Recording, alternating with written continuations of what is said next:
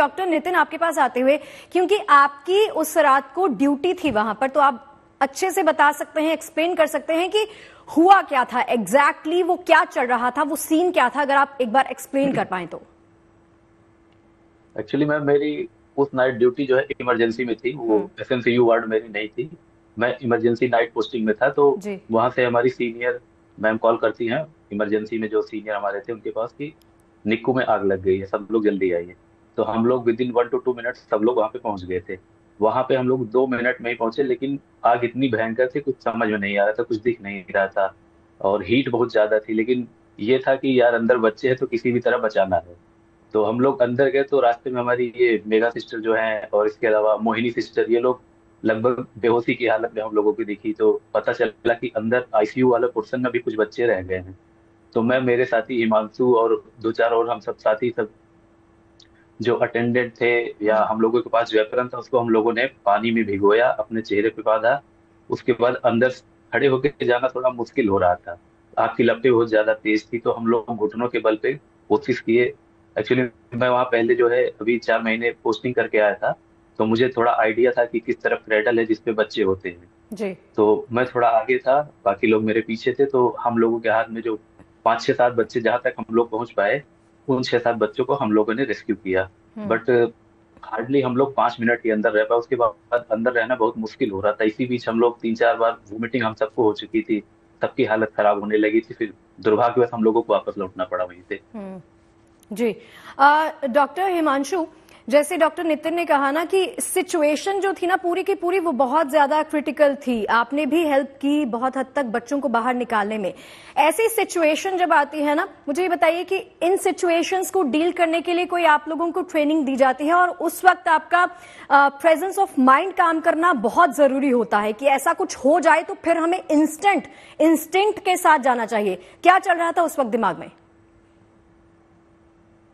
दिमाग में जैसे डॉक्टर साहब ने बताया कि अंदर बच्चे हैं तो बेसिकली उनको बचाना है। तो बेसिक इंस्टिंक्ट हमारा यही था कि सिर्फ किसी भी अंदर घुसना है।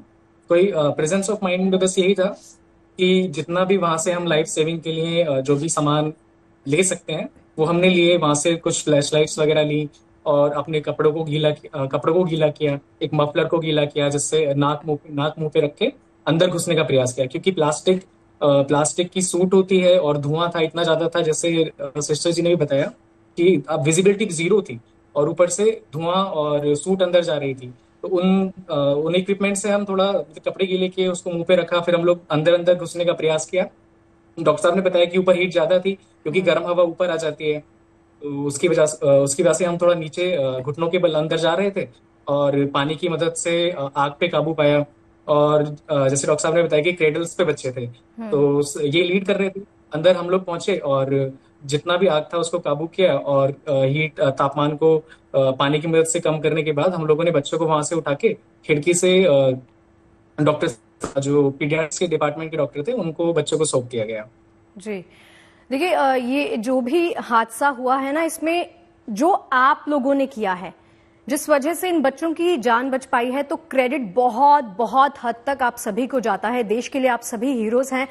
डॉक्टर नीरज भी है मेरे साथ। डॉक्टर नीरज, जब हम बच्चों के वार्ड की बात करते हैं जहां पर ये हादसा हुआ, मैं कहीं पढ़ रही थी कि वहां पर वाटर स्प्रिंकलर्स नहीं लगाए जाते हैं, तो उसका कुछ पर्टिकुलर रीजन है? अगर कुछ हादसा हो जाता है तो उससे डील करने के लिए फिर क्या कुछ होता है?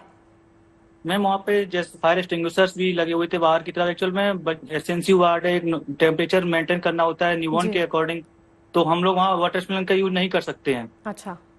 जी जी। तो जी जी। और इसके अलावा क्या कुछ उपाय होते हैं अगर कोई हादसा हो जाए तो डील करने के लिए? मैम स्टाफ को ट्रेनिंग रहती है हम लोग के बीच में। फायर ड्रिल भी हुए, advance life support, basic life support के कोर्सेज भी चलते हैं जो एनएमसी के द्वारा है रेजिडेंट्स के लिए, और क्योंकि जिसमें हम कैसे बचा सकते हैं। और मैम वो एक्चुअल में एसएनसी ऐसी जगह होती है जहाँ पे न्यूबॉर्न होते हैं, तो न्यूबॉर्न को एक स्पेस पे टेम्परेचर चाहिए होता है, तो वहाँ टेम्परेचर मेंटेन किया जाता है, और ऐसी चीजों को अवॉइड किया जाता है जो चीजें हाइपोथर्मिया क्रिएट करें, टेम्परेचर डाउन करें। जी मैडम। डॉक्टर नितिन, एक सवाल मेरे जहन में जो आया जब ये हादसा हुआ, तो जब हम शिशु की बात करते हैं ना, बच्चे की बात करते हैं, जब ये हादसा हुआ, जब वो झुलस गए, तो उनको पकड़ना आई एम श्योर कि बहुत मुश्किल हो रहा होगा, उनको हैंडल करना बहुत मुश्किल हो रहा होगा। कैसी थी वो सिचुएशन, कैसे डील किया आपने, कैसे उठाया उन बच्चों को और बाहर निकाला, कितना मुश्किल था आपके लिए? मैम मैं तो पीडियाट्रिक डिपार्टमेंट से ही हूँ, तो हम लोगों का बच्चों से थोड़ा लगाव ज्यादा है। एक्चुअली हम लोग अंदर घुसे तो बस एक तो दिख नहीं रहा था, अंधेरे की वजह से बस क्रैडल पे हाथ लगाते तो उसमें बच्चा फील हुआ, हमने उठाया तुरंत तुरंत पीछे वाले को दिया, पीछे वाले ने अपने पीछे वाले, बस इसी तरीके से हम लोगों ने मतलब 3 से 4 मिनट के अंदर हमारे हाथ में 6-7 बच्चे आए थे हम लोगों के। वो हम लोगों ने तेजी से पास किया एक दूसरे को, क्योंकि उससे ज्यादा रुकने में फिर शायद हम लोग भी अंदर वहीं बेहोश हो जाते रह जाते।